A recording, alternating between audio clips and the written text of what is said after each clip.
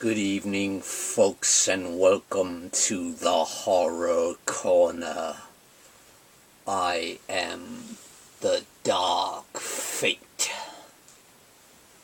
and I have returned from my slumber for one reason, and that is to claim what is rightfully mine, the soul of Sean Patrick Erschen.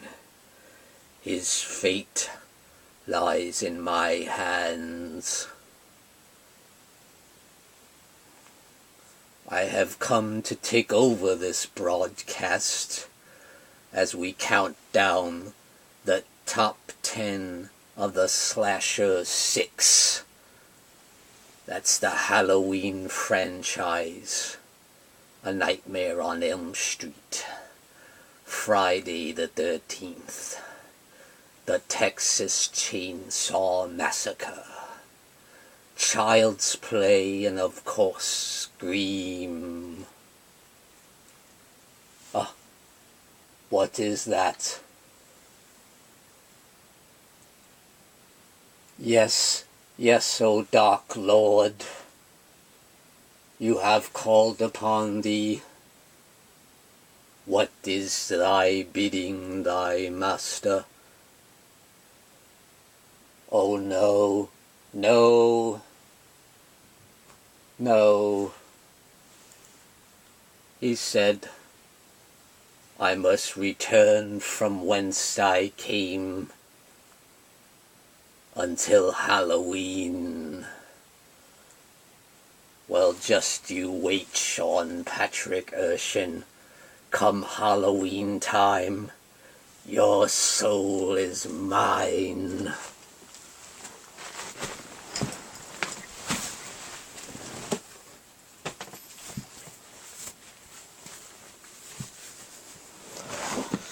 Phew, boy, that was a close one, guys. Good evening, folks, and welcome to the Horror Corner. I'm your host, Sean Patrick Erschen, and this is the third video in the countdown of the Slasher 6 franchises. And that is Halloween, Friday the 13th, The Nightmare on Elm Street, The Texas Chainsaw Massacre, Child's Play, and Scream. So we're down to the top 10, guys, the nitty-gritty, the top of the heap, if you will. And let's get started, shall we, without further ado. Number 10 is The Texas Chainsaw Massacre Part 2, yes. And this is a very controversial one, I'm sure, as a lot of the people are divided on this film. It seems like people either love it or they hate it. A lot of people don't like the dark tone from the original being ignored for this more of a black comedy style in this film. The film is once again directed by Tobe Hooper, but I actually love every minute of it. I loved it ever since I was a kid when I first saw it.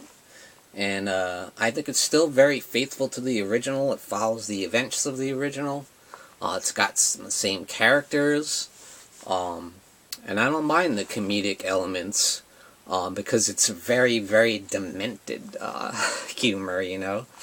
It's definitely not lighthearted, and it's not for the squeamish, because there's a lot more blood and gore in this film that we didn't see in the original. So that's what makes this one different from the original. So why make the same movie again, you know? And I like the change in tone, but I like the fact that it was also still faithful to the original. I love the soundtrack, I love the score, and I love the characters. Leatherface this time was played by Bill Johnson, and he had kind of a different take on it. He was more of like a sympathetic, almost Frankenstein's monster kind of role. Of course, you gotta love Chop Top is played by Bill Moseley, just a legendary character. And of course you had Dennis Hopper in the role of Lefty Enright. I love Caroline Williams as Stretch. I love all the characters. I love the cast. I love the comic elements. Everything about it is great. I love the makeup effects by Tom Savini. Just legendary. He builds like morbid works of art, you know. It's just great stuff. I love it. Next up is Friday the 13th, Part 6, Jason Lives. I bet you guys didn't think it would be this high, did you? You probably thought the final chapter would be above this, but no, for me, Friday the 13th, Part 6, Jason Lives is absolutely one of my favorites of the franchise.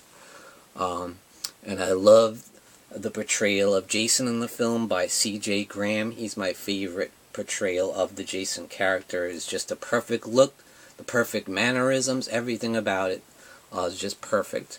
I love the opening scene, the resurrection of Jason. It's very reminiscent of old school, like, Universal horror movies, you know, with the lightning coming down and the steel rod and resurrecting Jason. You know, he comes back as a zombie, you know. I love it. I love the return of the character Tommy Jarvis. I love the direction by Tom McLaughlin. It's got some great music. You got some awesome soundtrack there by Alice Cooper, and it's got some awesome kills and some great humor as well, you know.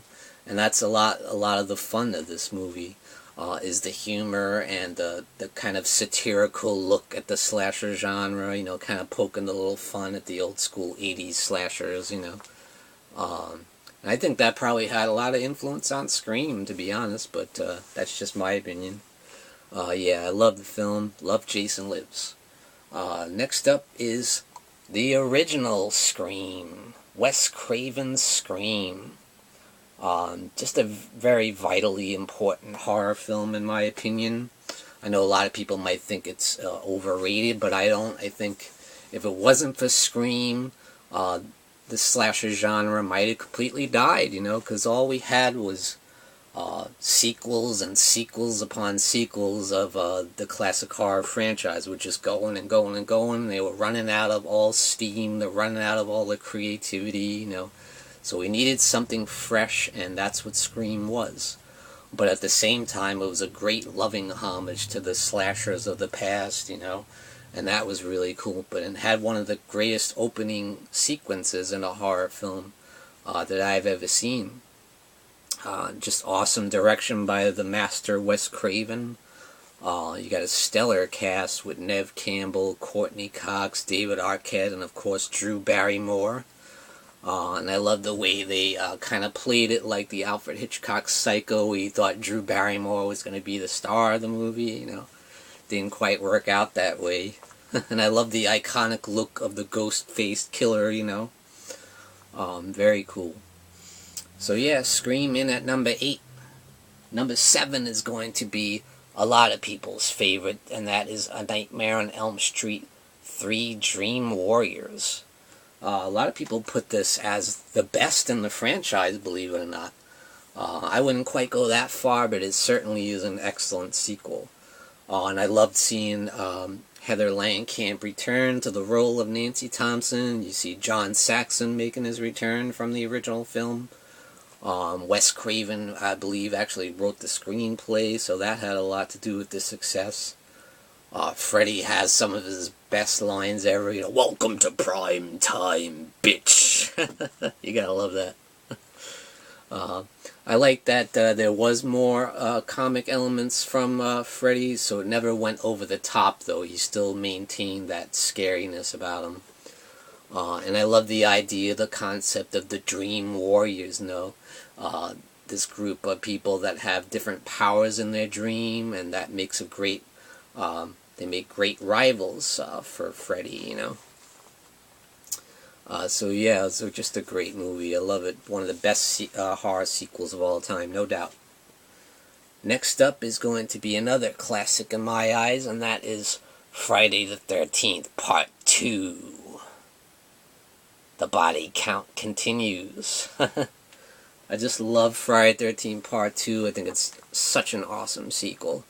It's got more action. It's faster paced than the original. It's got more kills.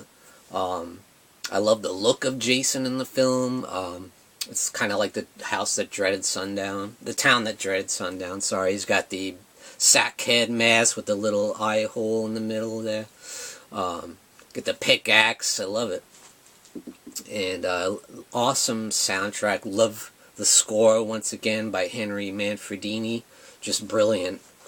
And the film is very scary. It still maintains the scariness of the original as well. And I love the character of Ginny. I think she's the best final girl in the franchise, and one of the best final girls, period, in horror. And I absolutely love the final act. It's my favorite of the franchise, and one of my favorite final acts in horror, where with Ginny, where she puts on the mother's sweater and tricks Jason, into believing that she's his mother. I love that. Just so well shot. It's brilliantly shot, that scene, and I love it. Alright, next up, you've heard me talk a lot about this one, of course, and that is Halloween 2 from 1981. Such a brilliant sequel in my eyes. It's the only one that stands up against the original, that matches the tone and the atmosphere of the original, and it's so well shot. You had Dean Cundey returning, doing the cinematography, and he does such a fantastic job. I love the returning characters. Donald Pleasance returning, Jamie Lee Curtis returning, Charles Cypher's coming back, and you had an absolutely terrifying and awesome Michael Myers as played by Dick Warlock. He does such a great job. Even though you see a lot more Michael Myers in this movie, he doesn't lose any of the scare factor whatsoever. He's extremely creepy. He feels a lot more evil. It's more sinister, and I like the fact that you see more blood in this movie as, opposed to the original. We didn't see any of the blood. That's one of the things that sets it apart from the original. Why make the same exact movie? This got little differences, but at the same time, it pays a lot of homage to the original as well. It's got a lot of the same feel and tone, and you got that awesome soundtrack once again. So Halloween 2 in at number 5. Next up is going to be the original Friday the 13th from 1980, yes. Now, a lot of people put this low on their list when they're ranking Friday the 13th, which I don't understand at all, I guess it's because, spoiler alert, Jason is not the actual killer in the film. It's actually his mother, Pamela Voorhees, as played so brilliantly in this film by Betsy Palmer. I just love her performance. She's just completely batshit crazy. But at the same time, when you first meet her, she's very pleasant, very well-mannered, She just seems like someone's nice grandmother down the street, But she's not. She's not nice. And I love the whole concept of her reasoning behind the killing, the fact that her son drowned at Camp Crystal Lake all those years ago, and now she's back for revenge against anyone who dare enter Camp Crystal Lake, and I love that. And such a great setting for a slasher film, the camp atmosphere. And you got the young counselors, and there's some great gore effects, of course, by the legendary Tom Savini. And you got that amazing score by Henry Manfredini, just brilliant. And you got the greatest jump scare of all time, in my opinion. The ending there with when Jason rises from the lake and pulls Alice off of her canoe into the water. Just amazing. Awesome. Next up is, of course, the original Nightmare on Elm Street, the classic from 1984. Such a brilliant film. In my opinion, it's just a masterpiece of horror. And one of the most creative, original ideas for a slasher film. The fact that Freddy Krueger was this child murderer that killed a lot of parents' children, and all the parents got their revenge on him by trapping him in his boiler room and setting him on fire. Now he's back for revenge, and stalking these young teenagers in their dreams. And when you die in the dream, you die for real. I think that's just a brilliant concept, and it's handled so well, brilliantly executed in the film, with an amazing score, and a great cast. You got one of the best final girls of all time in Nancy, as played by Heather Langenkamp, and the most iconic boogeyman of all time, Freddy Krueger, played so well by Robert Englund. Just iconic. Everything about this movie is iconic. The kills are very creative. The dream sequences are so creative. Just a brilliant movie. Even though they had a small budget, what they were able to do with this film is amazing. Next up is the masterpiece, the original masterpiece, the Texas Chainsaw Massacre. In my opinion, one of the greatest horror films of all time, no doubt about it. It gives you such a dirty, grimy, grisly feel, but at the same time, you don't see any blood. You see barely any blood or gore in the film, but it feels so brutal and morbid and offsetting. But you don't see the gore. That's one of the brilliant things about this movie. And the cast is amazing. I mean, this doesn't feel like acting. These people feel like they are actually lunatics in real life, you know? Especially that iconic dinner scene. It's like, I have never seen such a display of madness and insanity in my life, you know? So brilliant. I love that scene. And you got probably the first, or at least one of the first, final girls in horror, Sally Hardesty, played by Marilyn Burns. She does a fantastic job. Just brilliant direction by Tobe Hooper, giving it that camcorder shaky feel, giving that real raw, gritty look to it. You know, it feels so realistic, and this movie is just terrifying. It's one of the scariest movies of all time, in my opinion. And you got the iconic look of the Leatherface character, which is loosely based on the exploits of real-life serial killer Ed Gein.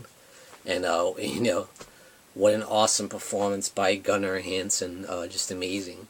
So in that number one, there can only be one left, and that is, in my opinion, the greatest horror movie of all time, and that is the original Halloween from 1978. As directed by the legendary John Carpenter in his all-time masterpiece. To me, this movie is like the best piece of music. It's just such a thing of beauty. Just every scene is iconic, you know.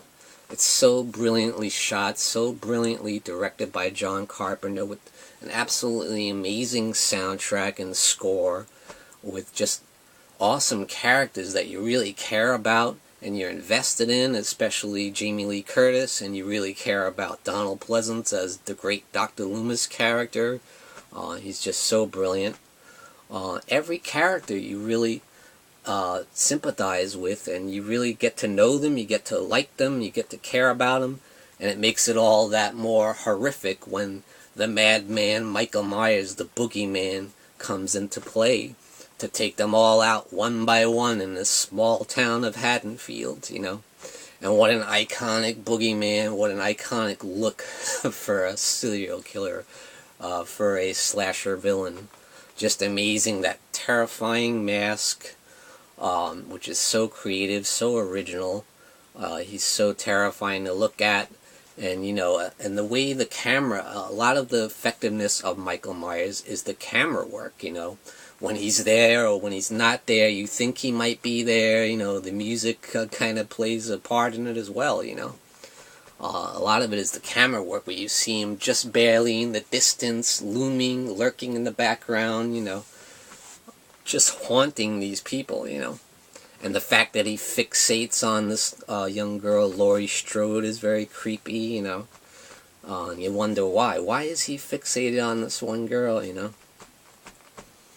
And I just love it. It's just brilliant. It's so scary.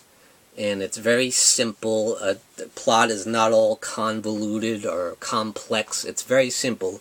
This maniac, this psychotic boogeyman escapes from a mental institution and stalks these people in the small town of Haddonfield. You know, it's simple, but very, very effective. And to me, it's just, there's never been a better horror movie ever made.